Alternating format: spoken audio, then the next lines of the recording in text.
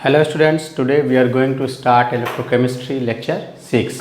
Previous class में हम लोगों ने स्टैंडर्ड हाइड्रोजन इलेक्ट्रोड पोटेंशियल और उससे रिगार्डिंग इन्फॉर्मेशंस पढ़ लिया था और आज हम लोग SHE का लिमिटेशंस पढ़ेंगे और उसके बाद फर्दर फिर हम लोग उसके गैल्वेनिक सेल के इम्पॉर्टेंट इलस्ट्रेशंस की तरफ बढ़ जाएंगे। तो हेडिंग लगा लीजिए स्टूडेंट्स साथ में, limitations of SHE, limitations of standard hydrogen electrode potential। इसकी भी अपनी मेरिट थी और इसकी अपनी कुछ डिमेरिट भी है। तो इसकी कुछ डिमेरिट ये है कि पॉइंट वाइज आप नोट कर लें स्टूडेंट्स। सबसे पहला डिमेरिट ये है कि आपने देखा था कि स्टैंडर्ड हाइड्रोजन इलेक्ट्रोड पोटेंशियल में हाइड्रोजन H2 गैस के प्रेशर को 1 atm पर मेंटेन करना होता है और ये स्टैंडर्ड हाइड्रोजन इलेक्ट्रोड पोटेंशियल में आसान नहीं है कि थ्रू आउट द सिस्टम आप उसको बहुत देर तक मेंटेन रख सकें। तो एक डिमेरिट इसका यही है कि it is not easy to maintain.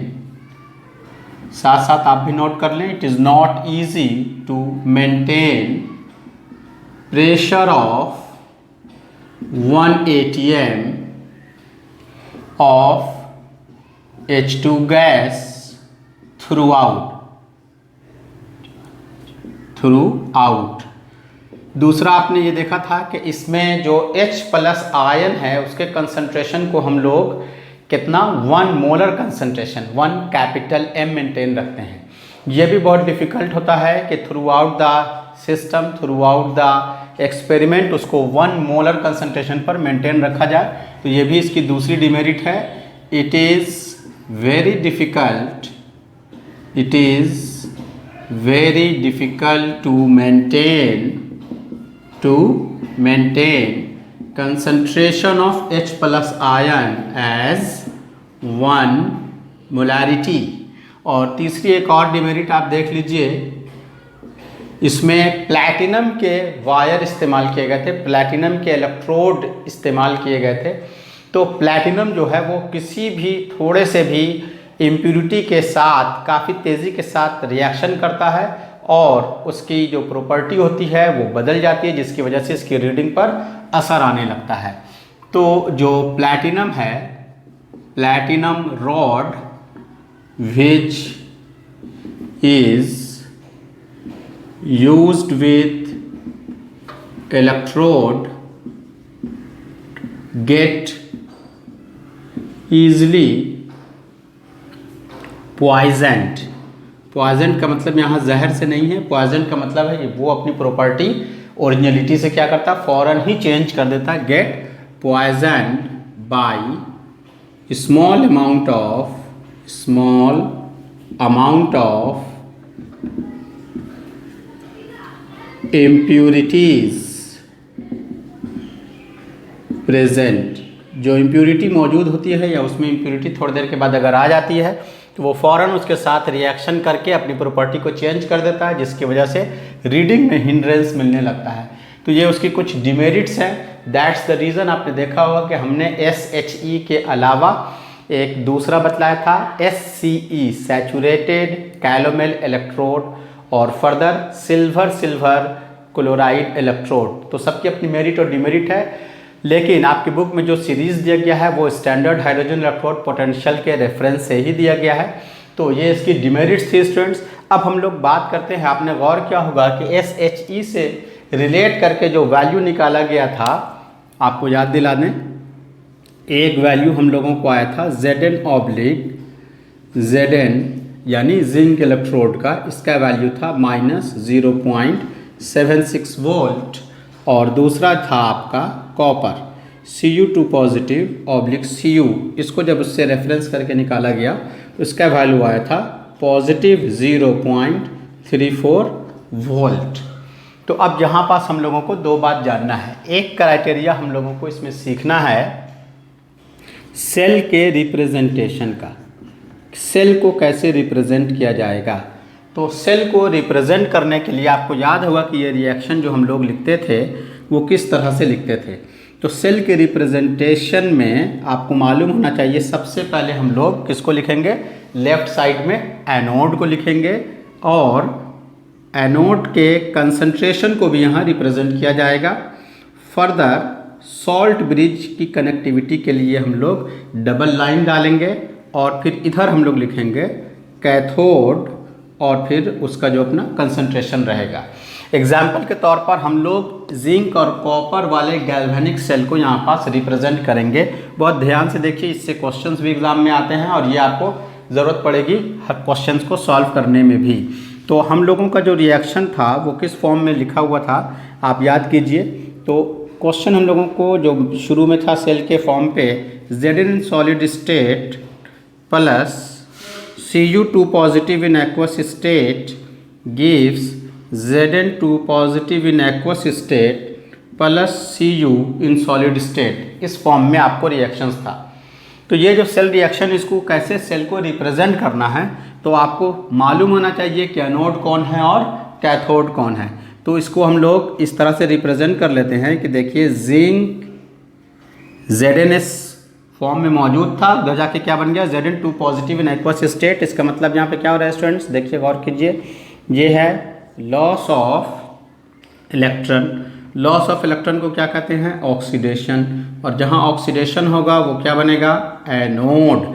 याद कीजिए आपको बतलाया गया है LOAN, लेफ्ट साइड जो होगा उधर ऑक्सीडेशन टेक प्लेस, और ऑक्सीडेशन जिस पर होता है उसे एनोड कहते हैं, और वो इलेक्ट्रोड निगेटिवली चार्ज माना जाता है गैल्वेनिक सेल में। तो ये आप लोन याद रखेंगे तो इससे आपको सारा सेल रिप्रेजेंटेशन करने में आसानी होगी। दूसरी बात, जब आपको एनोड मालूम हो गया तो आपको ये भी पता चल गया कि कॉपर का जो इलेक्ट्रोड है, ये कॉपर इलेक्ट्रोड हम लोगों का क्या बना था, कैथोड, जो आपको डायग्राम में भी दिखाया गया था। तो इसको सेल रिप्रेजेंटेशन के फॉर्म में आप कैसे लिखेंगे, देखिए ध्यान दीजिए। जिंक इधर एनोड में ZnS के फॉर्म में था, Zn इन सॉलिड स्टेट, और वो उधर जाके प्रोडक्ट के साइड कैसे कन्वर्ट हो गया, Zn2 positive in aqueous state. देखिए कैसे लिखा जाएगा, जो इलेक्ट्रोड है वो रिएक्शन के बाद किस फॉर्म में कन्वर्ट हुआ उसको लिखना है, और इसका कंसंट्रेशन दिया रहेगा, उस कंसंट्रेशन को भी लिखना है। तो यहाँ जो हम लोगों ने सेल लिया था, हम लोगों का कंसंट्रेशन कितना था, 1m था, तो यहाँ हम लोग उसको डिनोट करेंगे 1m। अब जब दूसरे सेल को आप दूसरे हाफ सेल को रिप्रेजेंट करेंगे तो उसकी कनेक्टिविटी के लिए सॉल्ट ब्रिज के लिए डबल पैरेलल लाइन इस तरह से आप शो करेंगे, ये सॉल्ट ब्रिज की कनेक्टिविटी को डिनोट करता है। फर्दर अब आप जो कैथोड है वो कौन है, Cu2 पॉजिटिव था रिएक्टेंट के साइड में, Cu ध्यान दीजिए 2 पॉजिटिव इन एक्वस स्टेट, और वो प्रोडक्ट के साइड जाके किस में कन्वर्ट हो गया, 2 इलेक्ट्रॉन गेन करके Cu इन सॉलिड स्टेट। इसका कंसंट्रेशन भी हम लोगों ने कितना लिया है, 1 मोलर 1 कैपिटल M। तो ये एक जनरल फॉर्म है सेल को रिप्रेजेंट करने का, इसकी ज़रूरत हम लोगों को आगे पड़ती रहेगी। टेम्परेचर आपको मालूम होना चाहिए कि टेम्परेचर कितना है, 298 केल्विन पर इसको हम लोग रिप्रेजेंट करते हैं। फिर जैसे जैसे क्वेश्चंस आता रहेगा उस तरह से हम लोग इसको प्रोसीड करेंगे। तो ये एक जनरल फॉर्म है, इसे आप नोट कर लें। अब हम लोग बात करेंगे स्टूडेंट्स कि इसकी निगेटिव और पॉजिटिव वैल्यू जो यहाँ पास शो की गई है, इसके निगेटिव और पॉजिटिव वैल्यू का सेंस क्या है, क्या मतलब होता है अगर उसमें इलेक्ट्रोड पोटेंशियल का वैल्यू निगेटिव शो किया जाए या पॉजिटिव शो किया जाए तो इसका क्या सेंस होता है। तो इस पर एक पूरा पॉइंट वाइज हम आपको एक नोट्स के फॉर्म पे लिखा भी देते हैं और उसको एक्सप्लेन भी कर देते हैं। इससे डायरेक्ट क्वेश्चन भी आता है और फर्दर क्वेश्चन को सॉल्व करने में आपको आसानी भी होता है। तो आप इसका जल्दी स्क्रीनशॉट ले लीजिए, और अब आपके सामने स्क्रीन पर आप देख रहे होंगे कि पॉइंट वाइज जो इसके इलस्ट्रेशंस हैं वो आपके सामने मौजूद होंगे। तो जो पहला पॉइंट है देखिए कि उसमें क्या चीज़ें हैं, उसको सबसे पहले आप नोट कर लें। तो पहला पॉइंट आप देख रहे होंगे स्टूडेंट्स, इसमें लिखा गया है if the standard electrode potential of N electrode is greater than 0।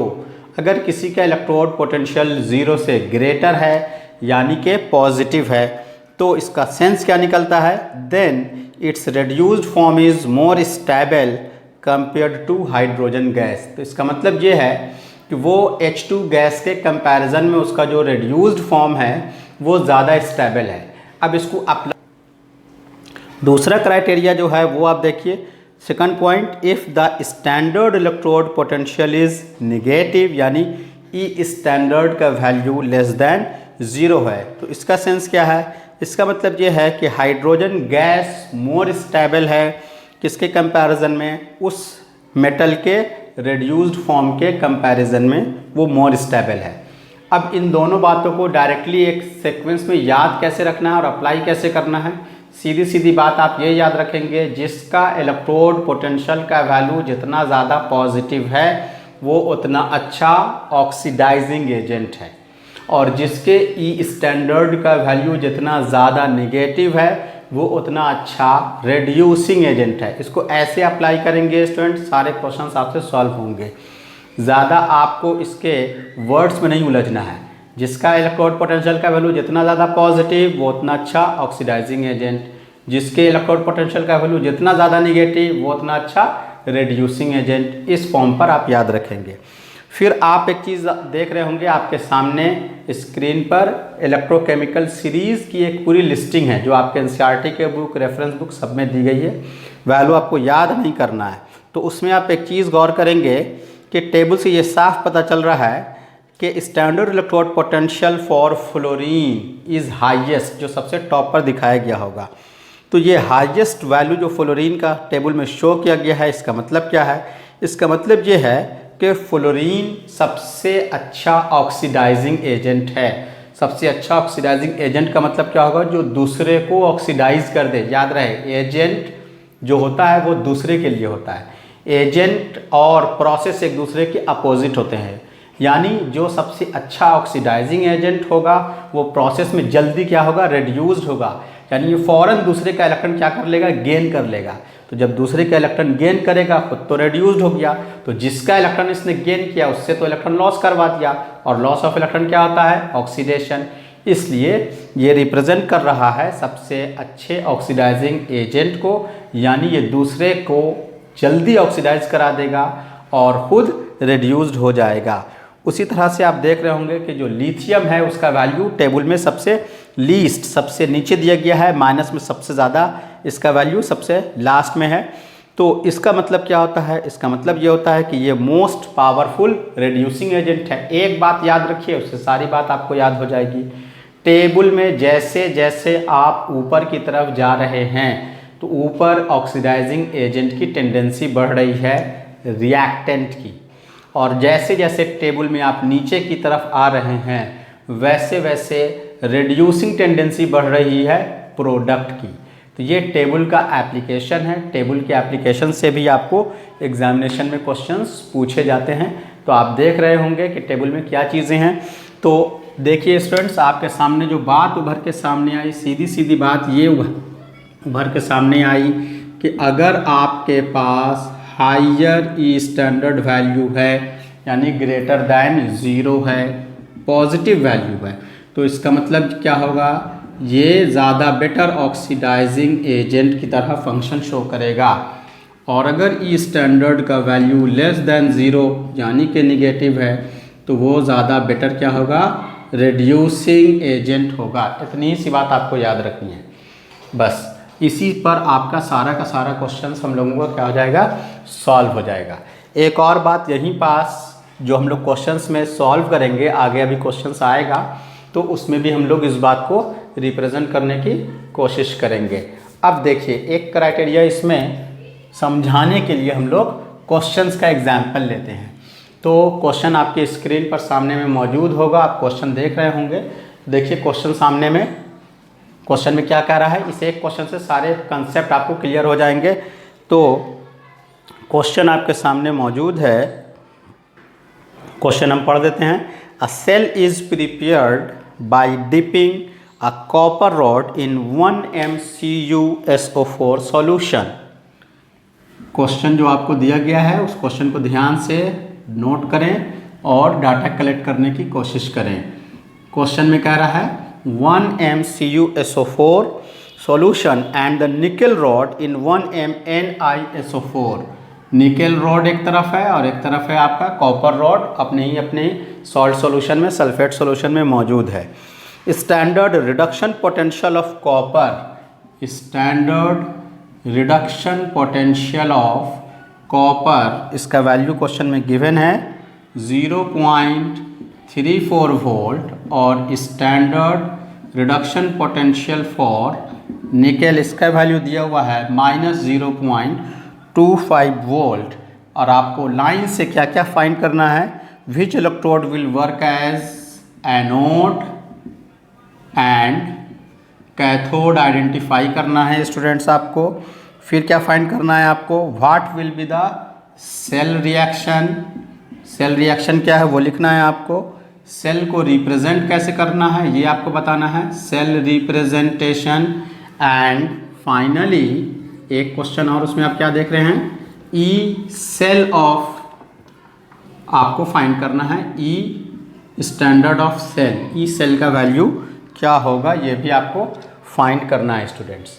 तो इस क्वेश्चन को अब हम लोग देखिए कैसे प्रोसीड करेंगे, कैसे हम लोग इसको सॉल्व करेंगे। देखिए क्वेश्चन का जो डाटा है वो ये है, 1 MCuSO4 के, इसको ऐसे सपोज कर लीजिए आप डायग्राम से, इधर है 2 हाफ सेल, एक तरफ क्या है 1 MCuSO4, ये कॉपर का रॉड मान लीजिए आप, और इसमें है CuSO4, और दूसरी तरफ जो है इसमें क्या है NiSO4, एक तरफ क्या है CuSO4, कितना 1M, और इसको कनेक्ट कर दिया गया और आपको फाइंड करना है E cell. And now the question is, ये आपका निकल रॉड है।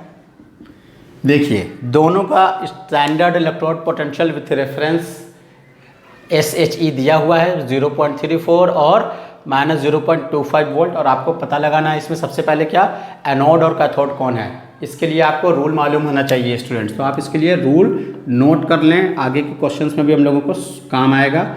सबसे पहला क्राइटेरिया कि एनोड कैसे आइडेंटिफाई करना है और कैथोड कैसे हम लोगों को आइडेंटिफाई करना है, तो नोट कर लीजिए आप।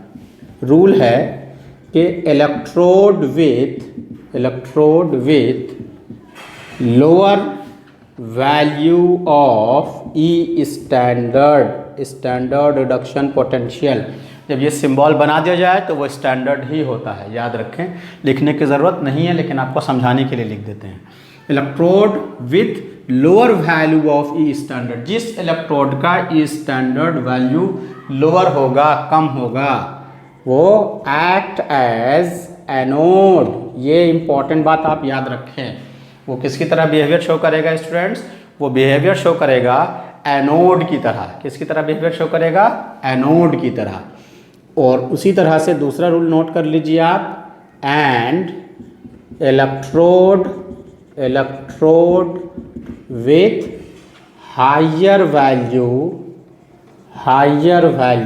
Of E standard act as cathode. इसे कभी नहीं भूलें, ये बहुत ही इंपॉर्टेंट क्राइटेरिया है। आगे जब इलेक्ट्रोलाइटिक सेल हम आपको पढ़ाएंगे, प्रोडक्ट ऑफ इलेक्ट्रोलाइसिस की बात होगी, तो उसमें भी हम लोग इसका यूज़ लेने वाले हैं स्टूडेंट्स। तो इसे नोट कर लीजिए और अपने से आइडेंटिफाई करने की कोशिश कीजिए। देखिए ये वैल्यू आपको स्टैंडर्ड का दिया गया है। पहला वैल्यू है पॉजिटिव 0.34 वोल्ट, और दूसरा वैल्यू जो निकल का है वो है -0.25 वोल्ट। तो आप देख सकते हैं जो लोअर वैल्यू होता है वो किसका फॉर्मेशन करता है, एनोड का। तो इन दोनों में लोअर वैल्यू कौन है, इन दोनों में लोअर वैल्यू किसका है, निकल का है। तो nickel with lower E standard value act as anode. Question solve हो गया। देयरफॉर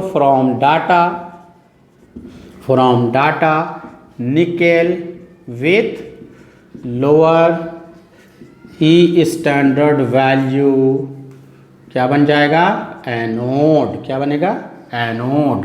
और copper with higher E standard value, जो कि आप देख रहे हैं 0.34 वोल्ट है, वो कैसा बिहेवियर शो करेगा स्टूडेंट्स, वो बनेगा आपका कैथोड। क्या बनेगा, कैथोड। तो तो एक क्वेश्चन तो बहुत डायरेक्ट पूछा जाता है इस तरह का क्वेश्चन, बिल्कुल याद रखना, एकदम सिंपल सा रूल है। लोअर ई स्टैंडर्ड वैल्यू होगा एनोड हो जाएगा, हायर ई स्टैंडर्ड वैल्यू होगा वो कैथोड हो जाएगा। अब दूसरे क्वेश्चन की तरफ प्रोसीड कीजिए। दूसरा क्या आपका सेल रिएक्शन रिप्रेजेंट करना है। क्या रिप्रेजेंट करना है आपको? Cell reaction.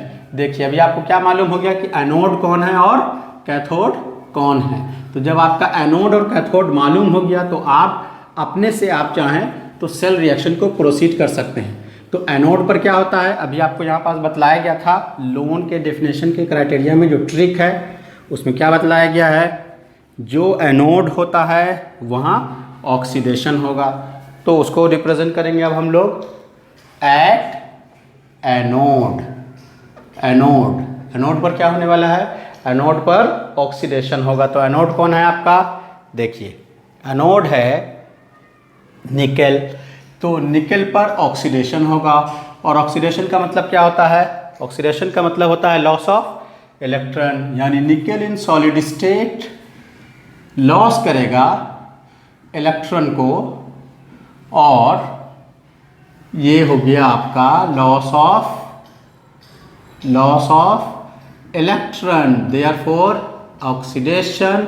और जहाँ ऑक्सीडेशन है वही क्या है, एनोड। एक एक चीज़ का बिल्कुल सीक्वेंस है स्टूडेंट्स, ध्यान से देखें, एक एक बात दम आसानी से आप समझ जाएंगे। तो ये एक रिएक्शन एनोड का हो गया। अब एट कैथोड, अब ये जो 2 इलेक्ट्रॉन लॉस किया इसने, ये 2 इलेक्ट्रॉन कौन जाके गेन करेगा, जहाँ रिडक्शन होगा, रिडक्शन किस पर हो रहा है, जो कैथोड है वो कौन बन रहा है आपका, कॉपर। ध्यान दीजिए कॉपर। तो ये कॉपर जो है Cu2 पॉजिटिव, इसने क्या किया, 2 इलेक्ट्रॉन गेन किया, और गेन करने के बाद ये कन्वर्ट हो गया किसमें, Cu इन सॉलिड स्टेट। अब इसको हम लोग क्या करेंगे, ओवरऑल सेल रिएक्शन के लिए, ओवरऑल या नेट सेल रिएक्शन, इसको आप ऐड कर देंगे। ऐड करने में इस बात का ख्याल रखना है कि नंबर ऑफ इलेक्ट्रॉन दोनों साइड इक्वल होना चाहिए। अगर नहीं रहेगा तो उसके लिए आप उसको मल्टीप्लाई करेंगे, तब आप ऐड करेंगे। तो 2 इलेक्ट्रॉन से 2 इलेक्ट्रॉन कैंसिल। देखिए क्या बन गया आपका, Ni in solid state plus Cu2 positive in aqueous state gives Ni2 positive in aqueous state plus Cu in solid state. This is your cell reaction, overall cell reaction ये आपका complete हो गया। तो एनोड पता चल गया आपको, cathode पता चल गया, सेल रिएक्शन मालूम हो गया। सेल रिप्रेजेंटेशन अभी आपको बतलाया जा रहा है। सेल रिप्रेजेंटेशन में पहले किसको रखना है, लेफ्ट साइड में एनोड को। एनोड कौन है आपका, Ni, निकेल इन सॉलिड स्टेट में था, किसमें कन्वर्ट हो गया, निकेल इन 2 positive aqueous state having concentration 1m। देखिए कैसे रिप्रेजेंट किया गया है, जो चीज़ यहाँ बताई गई है बिल्कुल वही अप्लाई करना है आपको। दूसरे हाफ सेल के लिए सॉल्ट ब्रिज से कनेक्टिविटी को डिनोट करेंगे डबल पैरेलल लाइन। और अब दूसरी तरफ क्या लिखना है आपको, कैथोड। कैथोड कौन है, Cu2 पॉजिटिव के फॉर्म में मौजूद था, इसका कंसंट्रेशन 1m, कन्वर्ट हो गया किस में चला गया, Cu इन सॉलिड स्टेट। ये हो गया आपका सेल रिप्रेजेंटेशन, सेल रिप्रेजेंटेशन हो गया ये। तो ये क्वेश्चन भी आपका सॉल्व हो गया, 3rd नंबर ये था। अब फाइनली देखिए क्या है, E standard of cell find करना है 4 में। ई स्टैंडर्ड ऑफ सेल फार्मूला क्या सिखाया गया है, ज़्यादा फार्मूले को रटे नहीं, ध्यान दे, एक चीज़ याद रखें, उसी को स्टैंडर्ड बनाएं। E standard of cathode minus E standard of anode. और ये एज्यूम्ड है, ये तो स्टैंडर्ड हो गया, और ये एज्यूम्ड है कि ये स्टैंडर्ड रिडक्शन पोटेंशियल होता है, स्टैंडर्ड रिडक्शन पोटेंशियल होता है। तो कैथोड कौन है आपका, ई स्टैंडर्ड ऑफ कैथोड कौन है आपका, कॉपर। तो कॉपर को यहाँ पास डिनोट कर दें, Cu2 positive oblique Cu minus E standard, उसका भी रिडक्शन पोटेंशियल के टर्म में लिखेंगे, रिडक्शन पोटेंशियल के टर्म में ये आपका लिखा गया। अब इसका वैल्यू आप देखिए क्वेश्चन में ऑलरेडी गिवन है, तो इसका वैल्यू क्वेश्चन में गिवन है, उसको बस आपको पुट करना है। कितना कितना वैल्यू गिवन है देखिए, कॉपर का वैल्यू है E standard of copper 0.34, 0.34 minus minus 0 point कितना है वो 25 volt, minus minus plus 0.34 plus 0.25, it is 0.59 volt. This is the required answer. देखिए ये एक क्वेश्चन सिर्फ नहीं था स्टूडेंट्स, बल्कि इस एक क्वेश्चन के पीछे कई लॉजिक, कई कंसेप्ट छुपे हुए थे, इसलिए हमने इस क्वेश्चन को चूज़ किया आपको एक्सप्लेन करने के लिए। जो बातें आपको अभी बतलाई गई थी उन सारे के सारी बातों को कैसे अप्लाई करना है इस एक क्वेश्चन में शामिल था। तो आप देख सकते हैं कि इस पूरे के पूरे क्वेश्चंस में वो सारी बातें आ गई हैं। आपने क्या देखा, सबसे पहले आपको एनोड और कैथोड फाइंड करना था। तो एनोड कैथोड का रूल आप याद रखें, कभी ना भूलें। ई स्टैंडर्ड वैल्यू जिसका कम रहता है वो एनोड की तरह बिहेवियर शो करता है, जिस इलेक्ट्रोड का ई स्टैंडर्ड वैल्यू हाई रहता है वो कैथोड की तरह बिहेवियर शो करता है।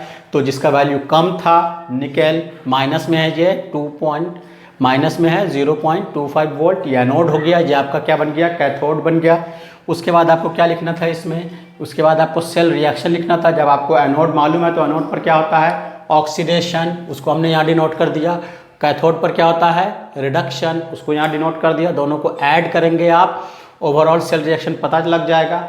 ऐड करने में इस बात का ख्याल रखना है कि नंबर ऑफ इलेक्ट्रॉन दोनों तरफ इक्वल होना चाहिए, नहीं है तो आप उसको डिजिट से मल्टीप्लाई करेंगे तब ऐड करेंगे। जब आपको सेल रिएक्शन मालूम हो गया, देन फाइनली फिर हम लोगों ने क्या किया, सेल रिप्रेजेंट करना था। सेल रिप्रेजेंटेशन के लिए एनोड लिखेंगे, वो किस में कन्वर्ट हुआ उसको रिप्रेजेंट करेंगे, बीच में एक स्लैश, बीच में एक लाइन खींचकर, एक लकीर खींचकर।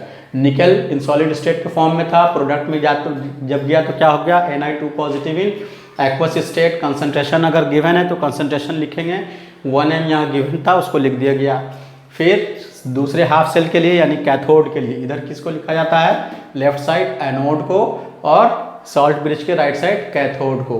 कैथोड में ये किस फॉर्म में था, रिएक्टेंट की तरफ Cu2 positive in aqueous form में था, Cu2 positive in aqueous. Concentration कितना 1m, कन्वर्ट होकर किस में चला आया, Cu in solid state. Concentration given है उसको लिखेंगे। टेम्परेचर ऑलरेडी नोन है 298 केल्विन, अदरवाइज टेम्परेचर नहीं रहेगा, दूसरा रहेगा तो वो उसको भी यहाँ पास मेंशन करना पड़ेगा। तो अब फाइनली एक चीज़ और क्या फाइंड करना था, ई स्टैंडर्ड ऑफ सेल। फार्मूला क्या है, ई कैथोड माइनस ई एनोड। कैथोड कौन है आपका, यहाँ देखिए कैथोड है कॉपर, क्योंकि राइट साइड में कैथोड लिखते हैं, लेफ्ट साइड में एनोड लिखते हैं। तो उसको रिप्रेजेंट किया किस फॉर्म में, रिडक्शन पोटेंशियल के फॉर्म में। कुछ लोग यहाँ पे भी कंफ्यूजन में कंफ्यूज हो जाते हैं कि ये किस फॉर्म पे लिखा गया। याद रखिए यहाँ रिडक्शन के फॉर्म में लिखा जाता है। तो रिडक्शन जब भी होगा तो रिडक्शन किस फॉर्म में होगा, गेन ऑफ इलेक्ट्रॉन के फॉर्म में। यानी Cu2 पॉजिटिव 2 इलेक्ट्रॉन गेन कर रहा है, निकल भी 2 इलेक्ट्रॉन गेन करेगा तब इस फॉर्म में आएगा। वो इस तरह से नहीं लिखा जाता है, रिडक्शन पोटेंशियल। तो रिडक्शन में हमेशा आपको इसको रिड्यूस्ड होता हुआ दिखलाना है, गेन ऑफ इलेक्ट्रॉन करेगा तब रिड्यूस्ड होगा। ऐसे भी आप देख रहे हैं +2 ऑक्सीडेशन स्टेट और 0 ऑक्सीडेशन स्टेट, तब ना रिडक्शन हुआ इसका, oxidation number decreases. Oxidation number यहाँ क्या है, चार्ज पर जो रहता है उसी के बराबर, +2 यहाँ 0, रिडक्शन, इसलिए रिडक्शन पोटेंशियल के रूप में यहाँ लिखा जाता है फार्मूले में। अब वैल्यू को पुट कर दीजिए, सॉल्व कर दीजिए, आंसर हो गया। तो इस तरह से बहुत ही आसानी के साथ आप इसको प्रोसीड कर सकते हैं। अब उस लॉजिक से एक क्वेश्चन सिर्फ आपको और कराते हैं स्टूडेंट्स, उसके बाद हम लोग बाकी नेक्स्ट क्लास में प्रोसीड करेंगे। तो एक क्वेश्चन और है, उसको भी आप नोट कर लें, क्वेश्चन मेरे साथ साथ लिखें। अरेंज द फॉलोइंग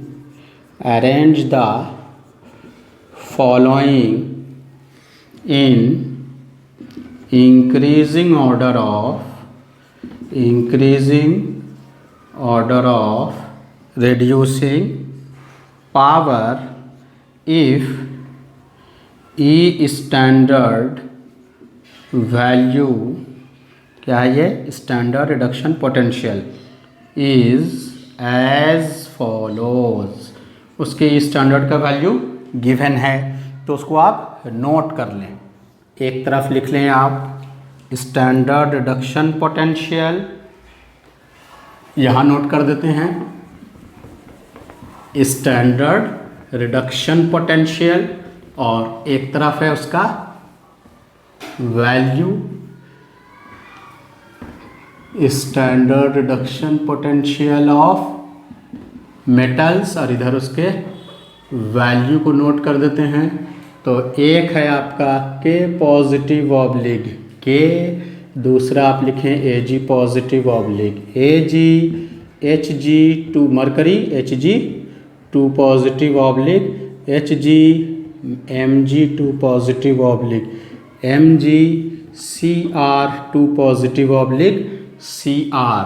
वैल्यूज़ का नोट कर लें, -2.93, 0.80, ये सब किस फॉर्म में है? ये सब वोल्ट के फॉर्म में है स्टूडेंट्स, ये सब वोल्ट के फॉर्म में है। मरकरी का वैल्यू है 0.79 -2.34 and finally Cr2 positive oblique Cr का वैल्यू है 0.74 वोल्ट। सो ये आपको वैल्यू गिवन है और आपको क्या अरेंज करना है? Increasing order of reducing power. अभी आपको फौरन बताया गया था, याद कीजिए उस रूल को। हम यहाँ पास अभी दोबारा लिख भी देते हैं, लेकिन आपको याद होना चाहिए। आपको क्या बतलाया गया था? ई स्टैंडर्ड का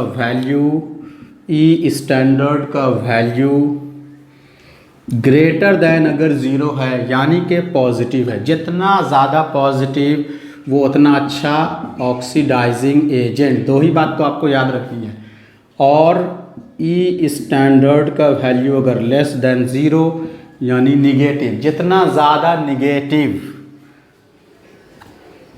मोर निगेटिव, जितना ज़्यादा negative, more negative means stronger reducing agent या रिड्यूसिंग पावर। जितना ज़्यादा निगेटिव उतना अच्छा रिड्यूसिंग एजेंट। अब आप यहाँ पास देखिए किस फॉर्म में आपको अरेंज करना है, ये सब भी ख्याल रखना है आपको। इंक्रीजिंग ऑर्डर, इंक्रीजिंग ऑर्डर का मतलब क्या होता है? छोटा से बड़ा, लो टू हाई।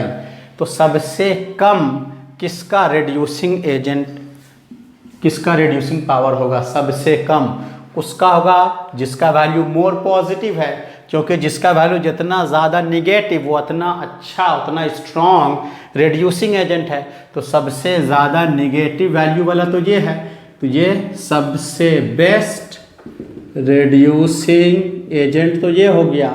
जिसका वैल्यू जितना ज़्यादा निगेटिव वो उतना अच्छा रिड्यूसिंग एजेंट।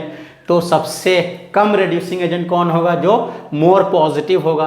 तो पॉजिटिव में सबसे ज़्यादा पॉजिटिव आप किसको देख रहे हैं? देखिए silver, Ag positive oblique Ag। क्योंकि आपको छोटे से ज़्यादा की तरफ प्रोसीड करना है, तो आपका अरेंजमेंट किस तरह से होगा? देखिए यहाँ पास लिख देते हैं सबसे कम, तो Ag पॉजिटिव ऑब्लिक Ag सबसे कम।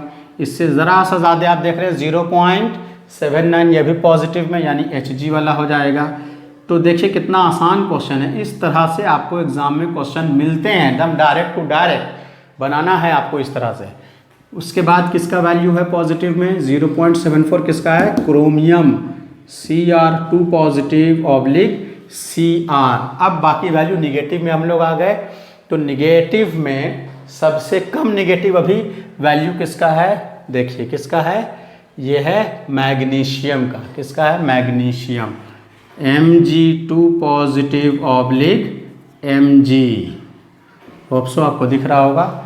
एंड सबसे ज़्यादा जो वैल्यू निगेटिव में है वो किसका वैल्यू निगेटिव में है सबसे ज़्यादा? देखिए potassium, K positive oblique K।